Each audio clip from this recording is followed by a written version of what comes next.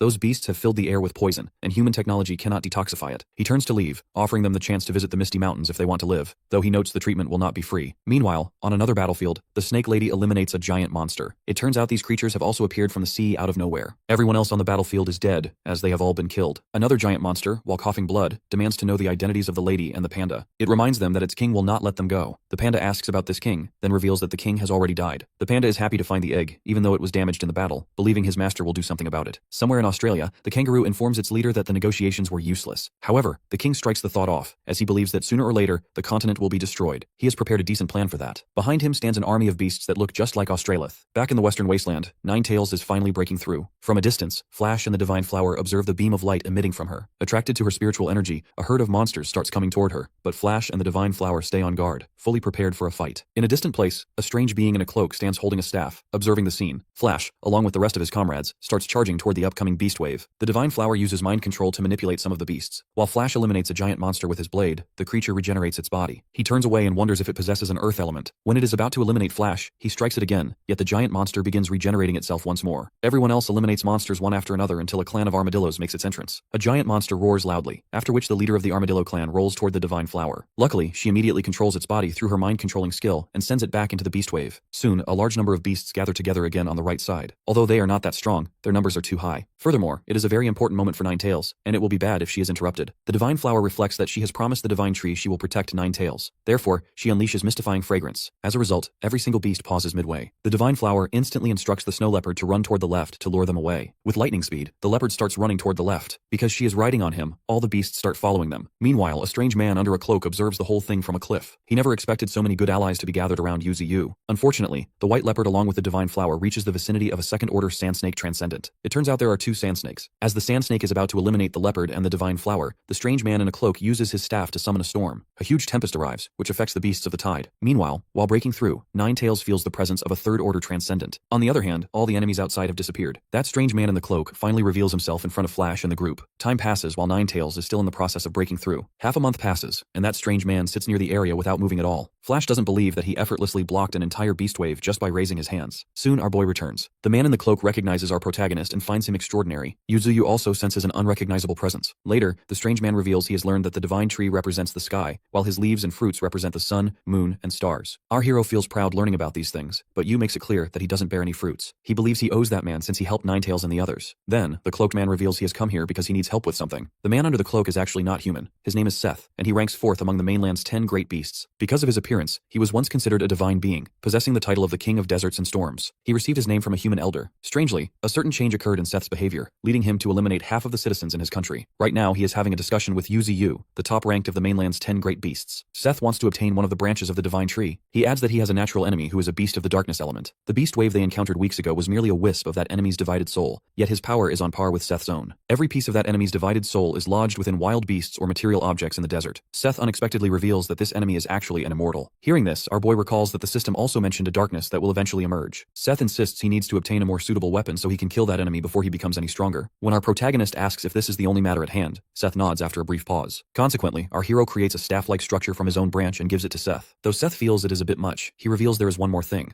Something has happened in the ocean that they are totally unaware of. He advises Yuzu to be careful and then departs. Our boy notes that there are many enemies to watch for, including humans, Australia's beast army, changes in the ocean, and the darkness element. This reinforces the need for Yu to break through to the 4th order. Meanwhile, Ninetales succeeds in breaking through. She has become much more powerful and has developed a 4th tail as well. Our protagonist instantly opens the attribute panel and finds that she, now a 2nd order transcendent, has obtained the Flame of Origin. Ninetales explains that it is not just the flames. Her body feels indestructible. When these flames start to burn, they are inextinguishable. This is the power processed by the 4th tail, the inextinguishable flame. Seeing how powerful she has become, Flash gets fired up to break through to the 3rd order as well. Noting that Ninetales has finished her breakthrough and they have obtained the dragon egg, Yuzu decides to head back to the Misty Mountains. The Divine Flower is concerned about the fire spirit stones, but it seems our hero has a solution. Later, they head back to the mountains. Surprisingly, Ninetales airlifts the huge fire spirit stone all by herself, while Yu and the other beasts sit on the stone carefree. As soon as they reach the Misty Mountains, our protagonist instructs Ninetales to bring the stone to the desired position. Suddenly, Cheesy waves and welcomes our hero home. Later, the Divine Tree holds both dragon eggs. Yuzu never expected Australia's beast army to chase them all the way there, and he is sure the other 2 dragon eggs must have run into obstructions as well. Holding the damaged egg, our boy can feel tremendous spiritual energy emitting from it, yet he can feel no vitality. He thinks it must be stillborn. However, they still have the other one and must ensure nothing happens to it. Meanwhile, the Federation has discovered a viral infection in a man caused by poison spread by Australia's beast army. Unfortunately, the doctors do not have the medical equipment to cope with this virus, leading them to wonder if they need to ask our protagonist for help. Suddenly, a nurse yells at Ching to stop her from moving around. She walks with a trembling body, sweating and feeling weak. Ching comments that they won't be able to save the victims themselves, so she instructs them to prepare for a journey to the Misty Mountains. The Divine Flower also breaks through. She transforms into a human form, possessing an inner ability called the Sounds of Nature. This power allows her to hear the voices of all living things and confuse others through sound. Seeing her like this, Yuzu stands stunned because of her new human appearance. Afterward, the Divine Flower begins playing a flute. However, she only produces a harsh noise that makes everyone uncomfortable, so our boy stops her immediately. The Divine Flower then goes straight to the panda, expressing her desire for them to perform together next time. The panda only grows annoyed, as he wants to stay away from her. Our protagonist decides he must find a music teacher for them in the future. Soon, the Divine Flower notices that humans are approaching. Surprisingly, they are not from the Federation, yet they are not weak either. There is nothing to worry about, however, as Thorn and the White Tiger have already moved to block them. A man steps out from a vehicle and introduces himself as Benson from the Luo Kingdom. He explains that he was poisoned during the battle in Australia with the Beast Army 1 month ago. Having heard that the Divine Tree has a cure, he has come seeking the antidote. The group hasn't come empty-handed. The vehicles behind Benson are filled with spirit stones. Thorn notes that they are Thunder Spirit Stones. As she receives a signal from her master, she allows the travelers to follow her. When the human vehicles start moving toward our hero, the passengers see ghost-like figures in their way. Benson reminds the driver that this forest causes hallucinations, but he soon realizes Thorn is leading them into darkness. He wonders if it is a trap. They soon find that Thorn and the White Tiger have abandoned them. They have no option other than to keep going, because even if they retreat, the poison will claim their lives. As they push further into the darkness, they eventually find a way out. Outside, Thorn and the White Tiger wait for them near a set of stairs. The humans exit their vehicles, and the Divine Flower instructs them to come up.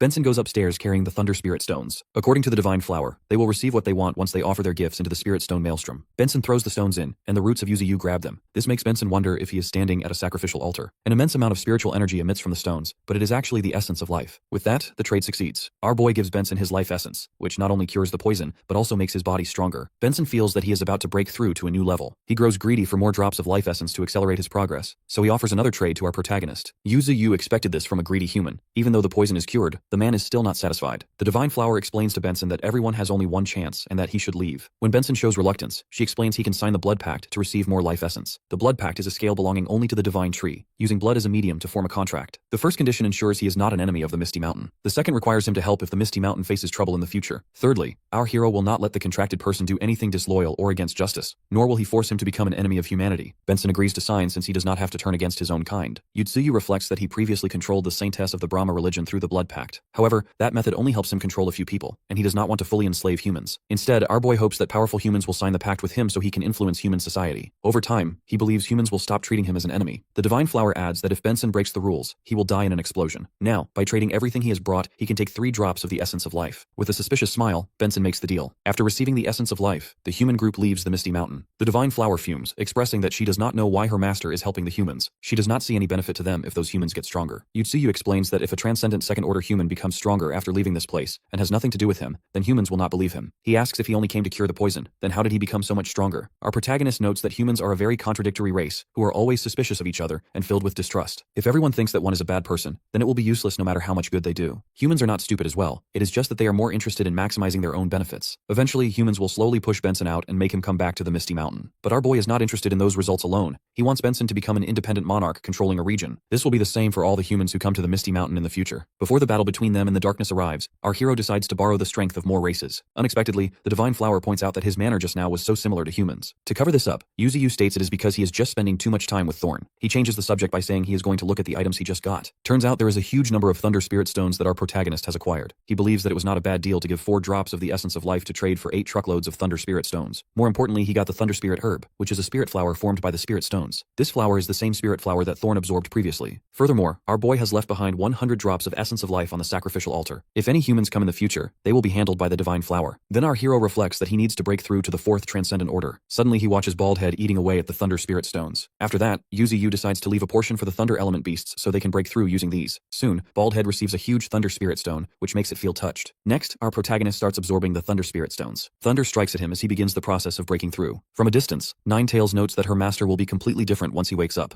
Then she summons Demon Bull to give the damaged dragon egg to the Emperor Crocodile. At a certain lake, Demon Bull calls out to the Emperor Crocodile. Unexpectedly, the crocodile looks completely different and huge as he emerges from the lake. Demon Bull hands over the damaged egg to him. He believes that the crocodile totally deserves this as he is always guarding the Misty Mountain when their master is not around. The crocodile instantly eats away the dragon egg. As a result, the Emperor Crocodile starts to transform. Therefore, Demon Bull decides to guard him until he absorbs the egg completely. From a distance, response, Ninetales notes that now 2 of them are breaking through. Meanwhile, Thorn and the White Tiger are guarding the second dragon egg. Somewhere else, Lang Feng, seeing the beam of light, believes that the breakthrough of our boy will affect the structure of the world. Soon, the Emperor Crocodile's body begins to transform, and a huge amount of spiritual energy emits from the crocodile's side. Now the Emperor Crocodile has a completely different form. Demon Bull is so excited to see the new version of the Emperor Crocodile. But no, the crocodile thinks it can evolve more. He roars heavily as he begins transforming again. Soon he transforms into a dragon, which is actually the form of the legendary Dragon of Rock. The transformed Emperor Crocodile unleashes his new attack, which strikes straight ahead. Demon Bull is absolutely shocked seeing this level of power. On the other hand, Ninetales notes that he has succeeded. The attack which the crocodile sent ahead has made a huge crater in the ground. However, that ability consumes way too much stamina, more than he initially thought. Soon, Ninetales feels an overwhelming aura. It appears to be coming from a human transcendent who fought against Australia's Beasttide previously. He cannot believe that it only took 1 drop of the essence of life to cure the poison. He notes that the humans were not able to cure the poison regardless of what they tried, yet the divine tree cured it effortlessly. With that, he leaves the altar. The White Leopard notes that he did not sign the contract. To that, the divine flower states that he did not want more life essence. The fighter who was just here is tough and definitely not one to submit to them so easily. When that fighter goes downstairs, he comments that he will be leaving first because he has a mission to perform. Hence, he tells Ching to catch up to him after she is finished. The divine flower makes a soft expression as she meets Ching. Soon, Ninetales and the Grey Wolf arrive to meet Ching. Now they can all meet openly without hiding. Ching announces that she has brought good stuff with her, noting that her butler will take inventory of all the commodities they brought later. She then instructs a person in a cloak to follow her. They soon meet Yuzu, who is currently undergoing a breakthrough. It turns out our boy has been in this state for almost 1 month. Meanwhile, the Snake Lady wonders who that girl is. Ninetales states that she is the biological daughter of their master, and the one who is trusted by him the most. Noting that our protagonist is in a deep state of cultivation, Ching holds the essence of thunder, which is a great treasure formed by the assembly of countless thunder element treasures. This is far more powerful than the thunder spirit stones. She offers the essence to her master, and it soon fuses with his body. After that, Ching spots Lang Feng standing nearby. He strictly asks why she is staring at him. Ching then reveals that she has brought his sister along with her, and she is waiting for him in the bamboo forest. Lang Feng is super shocked, and he instantly leaves in a hurry to see her. With that, Ching decides to take her leave because many people are observing her this time, and she also has something she needs to look into. Our hero reacts by giving her a willow leaf. That leaf will protect her life once if she encounters any danger in the future, and she thanks him wholeheartedly. Meanwhile, somewhere else, that Benson guy is being countered by his own people. They believe that he has betrayed the human race. However, those people can clearly see that he has broken through his limits, which they relate to the Misty Mountain. One of his officials points out that if this strength is purely due to the curing of the poison, then why did the people from the Federation not get stronger? Therefore, they cannot trust Benson. In response, Benson shows them the essence of life which he acquired by trading for the cure. All the people grow confused seeing the essence of life. Benson offers it to them, telling them to take it and not bother him afterward. As soon as he throws 2 bottles of the essence at them, everyone starts competing with each other to get their hands on the essence of life. In the meantime, Benson leaves with a sly smile. On their way back to the Federation, Ching receives a report that Benson has exposed the essence of life to the public, which he obtained from the divine tree. With their cooperation, Benson has broken off from the Luo Kingdom's echelon and is now independent. Ching then hands a bottle of life essence to her assistant. She instructs him to use 5 drops for himself and use the other 10 to gather her powerhouses. Her sister gets excited for them to form their new group and give a name to it. She decides to name their group the Darkness Assembly. After the essence of life is revealed to the public, many more forces go to the Misty Mountain to seek an opportunity. However, the majority of the people who are too weak are unable to enter the Misty Mountains, as they are blocked by the Mist Beasts. From a distance, the Divine Flower notes those humans who are scared of them, yet are still rushing over to gain power. On the other hand, Thorn is concerned about what they will do next, as she wonders if those who manage to get past the mist are considered qualified. The Divine Flower shakes her head because they will not let anyone close who is not at least a transcendent second order. Plus, the resources they bring should satisfy them, meaning Yuzu does not want to give his life essence away so casually. Suddenly, they are summoned by Ninetales. After some minutes, all the beasts gather around Ninetales, and every one of them wonders why they have been summoned. Ninetales then asks the Snake Lady to explain. She states that on this continent, other than the Misty Mountain, there are many other factions made up of mutated beasts. One of them is Australia's Beast Army. The strength of those factions may differ from each other, but they are still dominating their regions. These factions include the Baron Tyrant in the depths of the Western Barren Land, the Black and White Duo Foxes of the Green Mound, the Black Crow who is the ruler of the skies of the Northern Ocean, the Blood Wolf of the Savannah, and the Arctic Kings in the depths of the Northern Territory. The White Leopard points out that it was living in the Northern Territory for a long time, but has never heard of the Arctic Kings. The Snake Lady reveals that it is because of our protagonist that they do not dare to reveal themselves. Among the factions, the only one that can go up against them is Australia's Beast Army. There is a possibility that they might be stronger than the Misty Mountain. Ninetales explains that the reason everyone is gathered here is so everyone knows about these factions, especially Australia's Beast Army, which is about to declare war against them. Therefore, they need to prepare and start talking to other factions. They cannot just sit doing nothing and wait for an attack. She insists that they cannot continue living under the protection of our boy forever. Understanding the situation, Glacier wants to know what they should do. A peregrine falcon reveals that it has discovered the Green Mound under the Fox tribe is going through a war where a high number of mutated beasts are eliminating each other. Ninetales states that as they still do not know why they are killing each other, she is still thinking if they should help them or not. Demon Bull adds a point that fighting between these beasts is not always for territory or resources. He thinks there is a possibility of a treasure involved. Thorn reflects that it would be amazing if the Fox tribe of the Green Mound joined hands with them. However, the beasts of the Green Mound are pretty dangerous, and that way they will also get involved in their war. Unexpectedly, Flash comes forward as he decides to willingly go. He is confident he can deal with the issue clearly, whether it is for territorial rights or the ownership of a treasure. He believes he cannot forever live under the protection of our hero, which is why he wants to go. King Joe comes in as well, as it is bored of living peacefully. It has an itch for a a battle and wants to make the enemy's bodies into tiny pieces. Meanwhile, Thorn comes forward as she wants to look after Flash, as he can be too rash at times. Listening to this, Ching Feng comes forward as well, yelling that he and Flash are actual partners. The White Tiger comes forward and wishes to go with them as well, using only the limited words he knows. Ninetales simply asks if everyone knows the consequences of going out, and everyone nods confidently in unison. Looking at their resolute gazes, Ninetales tells them to make a promise. They need to come back alive at any cost. With the whole team departing, Demon Bull shows his concerns from behind. However, Ninetales is super relaxed because she expected this day to come. Plus, she believes they do not need to worry as Thorn is with them. Then she instructs Demon Bull to send those out. Demon Bull thinks internally that their big sister seems calm on the outside, but she is still worried about them. Even though their destination is a small mountain nest, it will be bad if a red demon appears there. On the other hand, the spider and the hedgehog console the White Tiger, who did not get permission to go because he cannot differentiate between friend and enemy. Now Demon Bull informs the gorilla tribe to finally make a move. Somewhere in an ocean, a group of aquatic beasts gathers in front of an island-sized whale. That whale announces that it does not have much time before it falls into a deep sleep. It hopes to see the glory of the sea tribe once it opens its eyes. It then instructs its beasts to do everything they can to take over the continents regardless of any sacrifices. With this, the island whale instructs them to declare war. Somewhere in a city, Ching's assistant and another woman monitor the progress of their powerhouse. It is the first time they have modified a powerhouse of the Transcendent Second Order. They are observing a warrior that they have roped in with the essence of life. This man has already gone through genetic modification to become powerful. The research they have used to modify him comes from high-grade teams within the Darkness Assembly. King's assistant does not want this project to fail. Suddenly, the energy of their powerhouse fluctuates as his cell fusion begins overloading. If this goes on, he will surely die. After a burst of immense energy, the powerhouse somehow manages to survive. Now his body has become super light, and his strength has improved as well. Suddenly someone comes in and attacks him from the sky. He wonders if it is an enemy. However, it is none other than Ching, who has come there to spar with him. Both of them fight on par with each other. Seeing this, the pink-haired girl is shocked, as she did not expect him to be that strong after fusing with the genes of the blood-colored Skywolf. Meanwhile, the powerhouse skids back into fence. Standing above, Ching is greeted by both her assistant and the pink-haired girl. Observing how powerful that powerhouse has become, Ching orders him to follow her from now on. She then gives him her demonic sword, crafted from the bones of a Transcendent Second-Order mutated bloodwolf. The powerhouse gladly accepts the gift. Later, Ching receives a report that the Misty Mountain is selecting only one person to trade every 3 days. The top people of each country have realized that the Misty Mountain is taking precautions and preventing powerful entities from entering. However, Ching is not feeling worried at all. She comments that the Federation is not suitable for their development. Therefore, she has planned to move the Darkness Assembly to a small country near the border. Within 6 months, the scale of the Darkness Assembly will be expanded many times compared to the present. In the meantime, Yuzuyu has finally opened his eyes. He instantly asks how many days he has been cultivating. Ninetales states it has been 1 month and 30 days. Our boy reflects that he will be breaking through to the Transcendent Fourth Order soon, and he now plans to consume the Thunder Spirit Herb next. Seeing the Dragon Egg, he believes that it should be born soon as well. Our protagonist decides to split the Spirit Herb created from the trade with Benson of the Luo Kingdom. He will give half to the Dragon Egg and use the other half himself. A new innate ability is added to his talents, Thunder Gathering. Our hero strengthens it to level 4 directly. With this ability, he will be able to draw in heavenly thunder on a larger scale. He believes this may increase the efficiency of his cultivation. However, there is a risk of accidentally damaging everyone in the Misty Mountain. Therefore, Yuzuyu instructs the fox to lead everyone away from the area and stay clear for the time being. As soon as everyone goes away, our protagonist starts upgrading his ability as heavy thunder appears nearby. From a distance, Ninetales notes that this heavenly thunder can eliminate a Transcendent First Order entity easily. Then, suddenly, Ninetales notices that the White Tiger is not holding the Dragon Egg. However, the White Tiger does not respond effectively. This prompts the fox to go and get the egg herself. The Dragon Egg remains near Yuzuyu while he is busy upgrading his thunder ability. The thunder striking down prevents Ninetales from approaching the egg, and she fears that if this continues, the Dragon Egg will be damaged. Unexpectedly, our protagonist tells the fox that she does not need to worry. He explains that it is good for the egg to borrow the power of the thunder to cleanse its bloodline. With this, it can become a true dragon and will be breaking out of its shell soon. Meanwhile, in the Green Mound, a powerful tiger from the tiger tribe named Fourth King Bawang, a Transcendent Second Order, is busy eliminating beasts. He demands that the fox tribe hand over the spirit flower, claiming it hurts him to eliminate any more of their lives. The black fox states that the spirit flower is the greatest treasure of the fox tribe and they cannot give it to anyone. Consequently, the tiger tribe moves forward with killing intent. The fox tribe refuses to give up, and both tribes begin their fight against each other. Unfortunately, Bawang deals a heavy blow to the black fox. Seeking revenge, the white fox comes forward, but it also receives a heavy blow from Bawang. Now the tiger laughs crazily as he plans to eliminate both of them to settle everything. The rest of the tigers are busy dominating the remaining foxes. Bawang points out that they cannot win with their small bodies, because a fight between beasts depends on sharp claws and teeth. He squeezes the black fox's body while remarking that the main factor deciding the winner is the difference in their sizes. Before anything can go wrong, Bawang receives a strike out of nowhere. It is Flash, who has come to help the fox tribe. Our hero's subordinate repeats Bawang's words, mocking the idea that size is the main factor, and challenges him to win against his own tiny body. Bawang is in an absolute rage, believing the fox tribe has outside support. Noting the golden light coming from Flash, the black fox realizes that this is the golden ant from the Misty Mountain. As a couple of tigers prepare to attack Flash, Thorn comes in and takes care of them. When a tiger from behind tries to hurt her, King Joe smashes him under his foot. Now the three of them stand against Bawang. The black fox wonders why the beasts from the Misty Mountain have appeared here. Right then, Ching Feng states that they are here to expand their team. In trade, they will ensure no enemy invades their territory. Flash gives the leader tiger two choices, join them or die. Bawang chooses a third option, declaring that all of them will die there. He uses his immense spiritual energy as he closes in on Flash and his group. The White Fox informs the group that the tiger's physical body is very strong and they cannot be careless. Flash uses a triple strike as a counterattack. Unexpectedly, the gorilla tribe has also arrived. Seeing the situation, their leader believes they do not need to do anything yet. Surprisingly, Ba Wang is eliminated by Flash in just a single blow. However, it is not over yet. Somewhere underground, another tiger named Hu Wang, who is at the peak of the transcendent second order, is filled with a thirst for revenge. Hu Wang receives a report that Ba Wang is dead. Supporters of the Fox tribe arrived and turned the situation around in an instant. Hu Wang orders for Lao Wu to be called over, as the Dark Leader decides to go with them this time. Back in the Green Mound, Thorn is observing a small, weird creature that is threatening to eliminate her. The White Fox explains that this is the blood spirit fruit, which can nourish the blood and strengthen the body after consumption. Observing how they have built houses, Thorn comments that they have picked up many things from human culture. The Fox tribe is not on good terms with humans, but they have indeed learned a lot from their ways. Thorn then decides to give her blood spirit fruit to Flash, as she cannot bring herself to eat it, and Xing Feng says the same thing. However, Flash refuses and tells them to eat it themselves. A flashback hits the Black Fox's mind, in which Flash asks him if they will join the Misty Mountain or die in the Green Mound. Thinking that it is better to join the Misty Mountain rather than surrender to the 5 tiger tribes, the Black Fox agrees. Back in the present, Flash asks the Foxes about the power of the remaining Tiger Kings after the death of Ba Wang. The Black Fox states that, other than Ba Wang, there are 4 other tiger leaders. Among them, the most powerful are the Great Leader, the Dark Tiger, and Lao Wu, who has cultivated into a human form. Thorn comments that this should be similar to the Demon Bull. The Black Fox further adds that, at the moment, the Tiger tribe has more beasts than they do. If they start a full-scale war, it is hard to predict who will win. Cutting his speech short, Thorn plans to call for another helper to come over as well. Flash grows confused, but Thorn makes it clear that this person is more suitable for the task than the rest of them. Back in the Misty Mountain, the White Tiger is over the moon. It seems he is the one Thorn was talking about. He confidently starts flying toward the Green Mound. However, soon after, he comes back to ask about the location. The Falcon tells him to go toward the east. After flying a bit, he comes back again because he simply did not understand the directions. Therefore, the Falcon decides to go with him. The Spider and the Hedgehog believe this is going to be a problem. At nighttime, Hu Wang arrives with his group in the Green Mound. Fortunately, Flash and his team are all ready to take them down. Our protagonist's subordinate recognizes Hu Wang as the Dark Tiger, while the Dark Tiger recognizes them as the supporters of the Fox tribe. The White Fox points at the 3 tigers beside the Dark Tiger. One is the second leader, the Blood Tiger King, who is cruel and bloodthirsty. Another is the third king, Mao Wang. On the other hand, the most terrifying 5th king is nameless. Without their intelligence, the Fox tribe would never have known of his existence. Hu Wang yells that they only managed to eliminate Ba Wang because they invited a group of supporters. Planning to not let them escape this time, Hu Wang unleashes supersonic waves, a tiger roar, toward them. But King Zhou counters the attack with his own supersonic waves. Next, Hu Wang orders his tribe to kill all the foxes. The foxes do not give up on their territory, as they would never allow the tiger tribe to destroy their peace. With that, the fight between the foxes and the tigers begins. Xing Feng is also busy eliminating enemies when he is encountered by Mao Wang. Thorn saves him by countering Mao Wang's attack, and now the both of them face each other. On the other hand, Flash uses his single strike after increasing his strength to counter the 5th Tiger King. In the meantime, the Black and White Foxes are up against the 2nd Tiger King, the Blood Tiger. King Zhou meanwhile is up against Hu Wang, who increases his spiritual energy from 10,000 to 50,000. King Zhou blasts off flames, but Hu Wang jumps out of the fire unscathed. In midair, he unleashes a roaring wave toward King Zhou. Unfortunately, it hits King Zhou, which makes Hu Wang boast about his own strength. Fortunately, King Zhou is still alive as it emerges from the smoke and bites its opponent. Unexpectedly, some kind of poison from Hu Wang infiltrates King Zhou through the bite. As a result, King Zhou immediately frees Hu Wang. Turns out Hu Wang is from the dark element. Now King Zhou's body will be slowly corroded away. Seizing the opportunity, Hu Wang grabs King Zhou's neck and throws it away with great force. Its body is getting dark from the darkness element. From a distance, Xing Feng spots King Zhou in a difficult situation. Hu Wang, determined to eliminate King Zhou, sends a powerful blow at it. However, as the smoke clears, the White Tiger emerges, having protected King Zhou from the last attack. His comrades are stunned seeing him arrive on the battlefield. Noticing his wings, Hu Wang considers the White Tiger a bit stronger than King Zhou. The White Tiger shouts only one thing, that everyone will die. With that, he fights Hu Wang head-on. After a brief moment, the White Tiger lands a powerful blow on his opponent. As a result, Hu Wang falls back, destroying trees on his way. In this way, Hu Wang is left injured and exhausted. He is in a great anger to be injured like that. But before he can do anything, the White Tiger disappears from ahead. The next moment, he appears above him and unleashes a powerful attack on his opponent. Seeing how much destruction his attack has made, a fox is shocked to see how powerful that White Tiger from Misty Mountain is. That blow makes a deep and huge crater in the ground. Shockingly, Hu Wang comes out of this alive, but he has been heavily injured. With that, he uses his special ability, Shadow Tiger, which allows him to make a shadow clone of himself possessing 70% of the main body's power. Hu Wang is confident that the White Tiger will not be able to handle 2 of him. In exchange, the White Tiger only yells that everyone will die. Hu Wang is pretty sure the tiger must be fully aware that his power is inadequate to tackle him now. On the other hand, the nameless tiger has received heavy blows from the Golden Ant and is injured badly, but still, he wants to eliminate Flash no matter what. Our protagonist's subordinate Flash comments that even though the tiger is strong, he himself is stronger. Then, our boy's loyal ant uses his triple strike after increasing his strength, striking at his opponent from multiple directions. The Black and White Fox succeed in defeating the 2nd Tiger King. On the other hand, the 3rd Tiger King is being toyed with by Thorn, as she expresses a wish to become his master. Xing Feng also stands tall atop the body of his fallen opponent. Now only the battle on the side of the White Tiger remains. Hu Wang unleashes a double roaring sphere, which hits the White Tiger directly. Before Hu Wang can celebrate his victory, the White Tiger emerges from the smoke. This shocks Hu Wang, because his strongest attack was only able to dirty the beast's fur. Our hero's tiger furiously shouts that everyone will die. Hu Wang now realizes the full meaning of this statement. It does not mean they themselves will die, but rather everyone fighting against them. As the White Tiger closes in to land a powerful blow, Hu Wang admits he saw through their power from the beginning. The white tiger is not only powerful but very smart as well. Considering him extraordinary, Hu Wang receives the final blow. As the smoke lifts, Hu Wang is seen lying on the ground while the white tiger stands tall before him. When the white tiger prepares to eliminate his opponent for good, Hu Wang's comrades beg him not to kill their big brother. Thorn then gives them two options. One is to join them, and the other is to be killed. The tiger tribe leaders decide to join as long as their big brother is not harmed. However, Hu Wang gets up with his weakened body, insisting he hasn't lost yet because he does not want them to take his comrades away. His brother insists they cannot win. 2 days later, the white tiger, the tiger tribes, and the treasurer of the fox tribe leave the green mound. The white fox asks the black fox if their decision to give their treasure away is a good one. The black fox states they cannot protect it anyway, so it is better to use it as a token of joining the Misty Mountain. Plus, they can obtain an endless supply of the essence of life. Meanwhile, Thorn notes they have managed to subdue 3 kings of the 5 tiger tribes, along with many others in the Transcendent First Order. Furthermore, the white tiger is happy because there will be others of the same tribe in the Misty Mountain now. 2 days earlier, the white tiger had tried to stop Hu Wang from leaving. The white tiger only repeated that everyone will die. Thorn then explained that he needed to say he would wait for Hu Wang at the Misty Mountain in 3 months. If Hu Wang defeats him there, his tribe will be returned. But if he loses, Hu Wang will join the Misty Mountain. In the upcoming days, Thorn, Flash, and the others are all busy in battles to expand their power. Yu Ziyu, on the other hand, is cultivating to break through to the Transcendent Fourth Order. During that time, the Misty Mountain enters a brief moment of peace. The scene shifts to the Magic City, one of the most modern coastal cities of the Federation. Inside a car, a blue-haired woman named Lin Zi, a Transcendent First Order and one of the 10 Great Heavens Pride of the Federation, sits observing the waves. She notices how unusual the sea is today. After getting permission from her teacher sitting beside her, she vanishes from the car to take a look at the ocean. Her teacher, who wears glasses, has never seen Lin in such a hurry, and hopes everything is fine. After vanishing, Lin teleports to the coast. As soon as she opens her eyes, she finds herself in front of a massive scale of sea beasts. One of the beasts shoots its spike-like horn toward the mountains, and that spike blasts off instantly. Lin moves her focus from the monsters to the destructive power of the attack. In the meantime, a monster discovers her. The giant sea monster opens its mouth to devour Lin. Luckily, she teleports back to the car just in time. Seeing her breathing heavily, her teacher asks if she is alright. Lin then yells that they need to leave this city as soon as possible, or else they will not make it out in time. Soon after, the civilians of the city are advised to evacuate immediately as a top-level alert is announced. A large-scale invasion is coming from the coast. In the Spirit Energy Monitoring Bureau, officials discover that a few Transcendent Third-Order sea beasts are approaching. The total spiritual energy is calculated at up to 4 million. Soon, they notice another development that makes the bureau chief turn pale. It is not just them. Magic City is also under attack. The Seven Nations Alliance, the Luo Kingdom, coastal nations and locations all over the world are being besieged by sea beasts. It appears the sea is declaring war against the land. In the northern region, Qingquan also receives the report regarding the crisis. The orca advises him to stay away from the coast, or they will be affected as well. It wants them to return to the Misty Mountain. Actually, the invasion by the sea beasts has been launched by a few kings in the deep sea. Hence, all sea beasts have been summoned for the attack, including the orca itself. Qingquan understands the situation and advises the orca to be careful. With that, Qingquan starts heading back while riding the Arctic bear. Australia's beast army is also going out to counter the sea beasts. In front of them stand the king of the seven seas, the flood dragon king, a transcendent third order peak, the vermilion monarch, and the azure sea serpent, both transcendent third order. The flood dragon king describes himself as one of the 7 kings of the deep sea. He demands that Australia's beast army give up and hand over their land to them. The kangaroo reveals that while he was worried about the deep sea, he did not expect such a massive invasion of the continent. He calls them reptiles of the deep sea, believing they will regret this later. Back in the city, a doctor wants to know about the situation, but his assistant informs him that they have not been able to establish a communication line yet. Both of them are standing in front of a giant dragon who hasn't reacted at all until now. The doctor believes this dragon will be their only hope for dealing with the sea beasts, as they have lost all coastal cities within just half a day. The doctor actually has an ability to communicate with mutant beasts. He believes that if they are somehow able to control this dragon, there will be hope for them. Shockingly, the dragon starts to speak. He gives them his answer, stating that he cannot defeat those beasts easily, and that humans are fated to be destroyed. But the doctor does not believe that humanity will fall. According to him, the number of sea beasts and their energy levels are not at a stage where they have no chance of winning. The dragon in front of them is perfectly created from their research. Its bones are made of metal fibers, and its cells act as an electromagnetic coil, allowing it to create a large number of electromagnetic fields. Its body is something beyond human limitations. The doctor then shows the dragon an egg, stating that as long as it helps them in this crisis, the egg will not only replenish its expended energy, but also allow it to become much stronger. However, he reminds the dragon that it cannot destroy their country after chasing away the sea creatures. In the Luo Kingdom, sea beasts have already entered and are destroying the city. The same is happening in the Huaxia Federation, though at least the continental fighters there are trying to counter the monsters. However, they still struggle because the number of sea beasts increases with every passing moment. On the other hand, Inferno City is already underwater, and sea beasts roam freely. Meanwhile, a transcendent fighter spots a huge amount of mist rising from the heart of the city. Another fighter corrects him, saying it is not mist but steam. Actually, the steam is coming from the seawater, which is boiling. From a building, a beam of light emerges. It is none other than Qing, who is already busy eliminating a number of sea beasts. At Celestial Mountain, a huge white elephant also comes to learn about the present situation, which is causing the creatures of this world to suffer. Therefore, it decides to step forward to settle the dispute. The sea waves have also reached the continent of Africa. Sea beasts invade that continent and begin eliminating the creatures there. The people of Africa gather around their leader. However, before he can speak, a group of sea monsters arrives and spreads chaos. Back in the Misty Mountain, Yu Ziyu finally opens his eyes. Ninetails is happy to see him waking up. However, our boy is still one step away from breaking through. He did not expect the consumption of resources to be so enormous, and he still needs 10 million evolution points to complete the final step of his breakthrough. He asks if something is happening in the outside world, as he has been feeling very strong spiritual energy being emitted from the neighboring area. Ninetales tells him about the global invasion. Now our protagonist knows that the sea beasts have finally started their attack on the land. He never expected it to be such a large-scale invasion, but our hero has a plan. He has now found the opportunity to gain more evolution points. Plus, by helping humans in this crisis, his prestige in the human heart will rise. This way, he will kill many birds with one stone. He then orders Ninetales to take some land beast with her to subdue sea beasts to expand the Misty Mountain army. For himself, our boy decides to meet these deep-sea creatures personally. Back in Magic City, sea beasts swim freely under the water. Meanwhile, some of them are attacking Lynn. She uses Space Slash and succeeds in eliminating one monster, but unfortunately, she has almost used up all of her strength. She no longer has the energy to escape. However, she believes that luring the sea monsters to her position will give others time to flee. Soon, a huge monster appears right behind her, preparing to eat her. To her surprise, the huge monster receives a heavy blow and falls to the ground forcefully. It is actually the work of the huge white elephant from Celestial Mountain. This is the white jade elephant, a transcendent third order. Lynn is stunned to see a white giant elephant floating in the sky. The elephant gathers energy and launches another attack toward the fallen giant monster. In the meantime, Lynn teleports to the rooftop of a building. She knows that if she does not escape soon, she will die, but she doesn't have any strength left to move. Ching appears right behind her and recognizes the giant elephant as a transcendent third order. A captain of the transcendent fighters also appears with his team, recognizing Ching. He reports that up until now, 27 coastal cities have been invaded by sea beasts. Among them, 5 have already been completely destroyed. The rest of the cities are still resisting, but they will also eventually be destroyed. He believes the only thing they can do is delay the sea beast's advancement, fearing that this seems to be the end of the world. Somewhere nearby, a sea beast king, a transcendent third order peak, emerges. Ching ignores everything the captain says and decides to fight. However, the captain still insists they should wait for the Federation higher-ups to devise a proper plan. Otherwise, they will die with their current strength. Furthermore, the country is already prepared to use the Spirit Orbital Cannon. Once it finally activates, the current crises will be resolved completely. But Ching points out that those people cannot wait that long. Therefore, she flies directly ahead using her spiritual wings. Those wings can only be used by fighters in the third order, and Ching is already a transcendent third order cultivator. She goes straight toward the giant sea monster and sends a heavy attack toward it. From behind, she notes that the seawater is also boiling up. Meanwhile, the giant sea monster spots Ching, who yells at it in rage. The fight between the giant sea monster and Ching begins. She uses her purple flame and veneration to attack the monster. The beast roars heavily in pain. However, after the attack, as the smoke lifts, the giant monster is totally fine. Because its body is so massive, the scope of Ching's attack is not enough to cause lasting damage. Suddenly, the white jade elephant arrives and saves Ching from the giant sea monster's counterattack. He returns to her side and asks if she is alright, but Ching is only concerned about his identity. The elephant plans to explain this later, but he assures her that he is not their enemy. Their talk is cut short when the giant sea monster unleashes its attack in the form of a light beam toward them. Both Ching and the elephant are caught in the blast and are soon hit by that attack. Fortunately, the elephant survives, but he is in very bad shape. He is confused as to how that sea monster knows his skill. Ching, on the other hand, has protected herself with a defense shield. She points out that the creature's appearance has become similar to the elephant's. Not only that, her own flames have also appeared on its body. The jade elephant then realizes that their opponent's ability must be absorbing the attacks of other creatures. This is not good at all. The giant sea monster roars heavily with confidence. In another place, sea beasts devour humans one after another. The humans try their best to save themselves. As soon as one monster is about to devour a mother and her child, mist monsters come in and save her. Actually, Yuzuyu has sent a number of mist monsters to take care of the sea beasts. All the humans there recognize the divine tree, as they believe our protagonist has come to save them. All of them start to cheer for our boy. On Yuzuyu's way here, our hero has seen how bad the invasions of the sea beasts nearby are. If the situation goes further, it will get even worse. Back in the Magic City, that giant sea monster launches an endless amount of thorns toward Ching, who protects herself with a shield. On the other hand, the white elephant goes near the sea monster and stomps on it heavily, causing fluid to burst from its mouth. In the meantime, Ching closes the distance and unleashes her purple flame sword. However, it is still not enough to eliminate the beast for good. It instantly starts preparing for a breath attack. Before Ching can escape, the monster unleashes the blast. That attack lands straight on a building along with Ching. Fortunately, she is somehow able to survive the blast. The elephant grows worried about her, but she unexpectedly admits that this monster is unkillable. The elephant remarks that it is not a normal sea beast. It is one of the 7 kings that unified the deep sea. Furthermore, it is one of the leaders responsible for the land invasion, known as the King of the Sea Beasts. The King of the Sea Beasts roars as it unleashes an attack, sending countless thorns at them. After protecting himself, the elephant unleashes yet another attack, Sky-Piercing Hoof. He lands a powerful blow on his opponent, and as a result, seawater sprays everywhere. Meanwhile, Ching notes that he actually managed to shatter space. Other than her master, this is her second time seeing a creature shatter space like that. After landing the attack, the white elephant stands near the whirlpool. King is curious to know if the fight is over. The elephant states that no matter how strong that monster is, it is impossible to survive that attack. But to their surprise, the giant monster appears above them and uses the elephant's own ability, the Sky-Piercing Hoof. The attack lands directly on the white elephant. As a result, the jade elephant is unable to move, as he is heavily injured. Ching finds the monster too tough to defeat. The King of the Sea Beasts declares that the land belongs to the sea, everything belongs to the sea, and rebels shall die. When it tries to eliminate Ching with the Sky-Piercing Hoof, Yu Ziyu arrives and saves her in time. Our hero recognizes the beast as one of the deep sea kings. However, our boy finds it incredibly ugly. The sea beast reacts sharply and again uses the sky-piercing hoof technique. Ching informs our protagonist to be careful, as that move can shatter space. Yu Ziyu counters the attack with a thick root. Huge pressure is created in the surroundings, which makes Ching fly backward. Fortunately, the white elephant holds her tightly to save her. He knows that the move the king of the sea beasts is using is far more powerful than his own, yet against the divine tree, it is nearly ineffective. The spiritual energy being emitted from our hero is too powerful. For Yu Ziyu, that attack was nothing at all. Therefore, the king of the sea beasts attacks him repeatedly until it receives a powerful blow from our protagonist. Our boy knows that this is only a stolen move. He then entangles the beast in his thick roots and uses a divine skill, thunder execution. Massive lightning and thunder strike his opponent directly. After enduring a heavy blow of thunder, the sea beast finally reverts to its original form and collapses hard. The white elephant and Ching are stunned to see that Yu Ziyu has won. Our hero, on the other hand, notes that the destruction this coastal city has endured is much higher than the damage caused by Australith. He immediately fills the city with his trees. Naturally, the citizens gather around as they recognize the divine tree from Misty Mountain. Meanwhile, in the Freedom Federation, a giant octopus, the Octopus King, one of the 7 Sea Kings, is destroying buildings one after another. Seawater begins gathering inside the city. At the same time, in the Freedom Federation Military Command Center, the commander receives a report that 5 of their cities have already been destroyed. Furthermore, more sea monsters are currently advancing toward the inner cities. He then receives another report containing information from the White House. According to the intel, the divine tree has defeated one of the 7 Sea Kings. The Federation's allies are no longer in a critical situation because the divine tree is guarding the coastal city. However, there might be another wave of attacks. The commander knows that unlike those protected by our boy, they do not have such a powerful mutated beast to defend them. Given the situation, they are unsure of their chances of victory. Soon, a doctor enters and reveals they still have a chance to win because they have sent their dragon toward the battlefield. That dragon now stands in front of the Octopus King. The doctor says the battle is just beginning. Meanwhile, in Africa, the Twin King, another king of the 7 seas and a transcendent third-order peak, is up against an African fighter who is likely the leader of his people. On the other hand, in Australia, another sea king is up against a kangaroo. The kangaroo yells to his army that their priority is to prevent the sea beasts from invading their territory. The sea king points out that he is also a creature who evolved from the seas. In the middle of the battle, the sea king suddenly senses that the spiritual energy of the king of the sea beasts has disappeared, making him wonder if his peer has been defeated. He starts to sweat, wondering if there is a powerful being on land who can challenge the 7 seas. Back in the Magic City, Lin wanders through the forest created by our protagonist. She admits that humans are indeed far inferior when facing him. From behind, a strange kid asks if her ability is teleportation. She turns and wonders why a child is there. Shockingly, the kid is actually Yu Ziyu in human form. Lin receives a massive shock. Later, our hero in his child form brings Lin to his main body where Ching is waiting. She also gets a shock seeing him as a child. However, he laughs it off, explaining he recently gained this new ability. Ching is happy to find him looking just like a human. Our boy explains that he has used a hallucination effect on his body. Those who see him will perceive him as a human child. But there are limitations, as he cannot stay too far away from his main body. After returning to his main body, Yu Ziyu plans to deal with the sea beasts he has captured inside his roots. Among them is a mutant giant turtle, a transcendent second order. Aside from high defense, it lacks other abilities. The same goes for many other sea beasts. It turns out most of them are quite useless and not worth taking under his command. Therefore, he goes straight to the important one, the sea beast at the transcendent third order peak. This beast follows an evolutionary path similar to his own. From Ching, our protagonist learned that this beast took only a few minutes to evolve into a giant elephant. This is just the starting point of it evolving into a copy of his main body. The evolution will probably merge with the abilities it has learned before. Our hero wonders if, once it completes its evolution, it will become a real willow tree. He also wonders if he would have obtained its innate abilities had he devoured it immediately after the battle. For now, he decides to keep it and use the others to cultivate his evolution points. After eliminating the rest of the sea beasts, Yu Ziyu is ready to activate his 4th order evolution. For the 4th order evolution, Yu Ziyu spends 10 million evolution points. Then our boy leaves his protection to Ching while he breaks through. With that, the process of breaking through begins. Right then, the white elephant appears as he finds that Ching's master is about to break through. He finds the spiritual energy emitting from our protagonist truly mesmerizing. Meanwhile, Ching notes that the white elephant can change his size freely, which is quite amazing. Then she asks him about his identity. The white elephant reveals that he is from Tian Shan, just an ordinary being who fights corruption. At the same time, in the western region, Seth is on his journey. He wonders if our hero would break through soon. Meanwhile, at the Tianyu Mountain, a bird feels the energy fluctuating due to Yu Ziyu. At the same time, in the northern region, beings there also feel the change in the atmosphere. Deep in the sea, the huge island whale opens its eyes. It also feels the change, and figures out that this is an energy wave coming from someone who is breaking through for the 4th order. However, it believes that there shouldn't be anyone to reach at the 4th order so quickly. Due to this, it plans to act fast as well. From afar, the humans observe how big our divine tree has become, even larger than the surrounding buildings. Soon, thunder strikes, which is actually heavenly thunder. Our boy is emitting an immense amount of spiritual energy. 2 beasts have appeared in the vicinity. One is King of the 7 Seas, Dragon King, a transcendent 3rd order peak. The other King of the 7 Seas is Conch King, also at transcendent 3rd order peak. Dragon King figures out that our protagonist is the one who has killed their fellow King of the Sea. Conch King comments on the immense amount of spiritual energy which is emanating from our hero. It believes that this is the great time to get rid of him. Suddenly, Ching and the white elephant feel the presence of those 2 monsters who have a huge amount of spiritual energy. Both of them are terrified of figuring out that they are 2 of the kings of the 7 seas. Both of those kings get near Yu Ziyu by swimming through the seawater. The white elephant sweats as a doubt that they can win against them. More importantly, our boy has not broken through yet. Those 2 kings are that much powerful that they can eliminate them in just one single hit. The elephant knows that it would take at least 1 hour for our protagonist to wake up. Ching shouts for him to calm down as she prepares herself for a fight. She wants him to think about something rather than panicking. She points out that they will not follow him when he tries to escape because their target is not him but her master. So she wants him to leave now, because if she dies in this fight, he he won't get another chance to leave. The white elephant is stunned to see she has already decided to fight them. Therefore, he follows her, as he has also decided to join her in that fight. Suddenly, Dragon King launches a water whirlpool blow towards them, so Ching intercepts this with her flame ability. Dragon gets furious to see a human interfering with their work. Therefore, his fellow Conch King unleashes a poison-like liquid towards Ching to help out his fellow. However, Ching emerges through this and attacks Conch using Spiritual Flame Sword. Unfortunately, the Conch King has the strongest defense among all creatures, but still, Ching manages to damage him a bit. Right then, Dragon King appears behind her as he unleashes his decisive blow. Fortunately, the white elephant comes in and protects Ching by landing a blow on Dragon King. The elephant doesn't want a girl to fight alone. Officials from all around the world are gathered in a world conference. Everyone is pointing out important matters. Some say that they should give up on all the coastal cities, head to the inner lands, and prepare to counterattack. Others argue that the inner lands are not enough to accommodate this many people, adding that the lack of resources will cause internal conflicts. Someone points out that it is necessary to sacrifice some of the citizens, because they believe they just need to ensure the continuation of human civilization. Some people get offended by this statement, as they point out that it will be in vain if they sacrifice their citizens only to be killed by those sea monsters anyway. Another participant adds that this is not a time to talk about ethics. The Prime Minister of the Federation is also present in the conference, but he is just taking in their remarks. Back in the Magic City, the chief from the Monitoring Bureau comes to know about the two transcendent sea monsters that have appeared in the city. She wonders why the Divine Tree has chosen this time to break through. She also thinks that the Deep Sea King is afraid of Yuzu getting stronger, which is why he has chosen this time to attack him. The whole world is being invaded by the sea monsters right now, and yet humans cannot do anything against them. Then, the chief gets a report that they have captured the image of a human among the sea monsters. When they open the image, they learn that it is none other than their flame princess, Xiaoling. The chief does not know why she is there, and she wonders if Xiaoling is planning to fight against those sea beasts. Rejecting all other thoughts, the chief concludes that she is fighting for our protagonist. Back on the battlefield, Ching uses her spiritual flame gigantic sword and lands a blow on Dragon King. She manages to hurt him, which makes Dragon King decide not to take her lightly. He now considers her as someone at the first rate. Meanwhile, the white elephant directly hits Conch King. After that, he uses piercing tusks. When Conch King falls back, the elephant takes the opportunity and tries to attack with his sky-piercing hoof. Unfortunately, Conch King unleashes a huge amount of sulfuric acid. Both of their attacks clash as they step back. Conch King never expected his top to be damaged like this after just one stomp.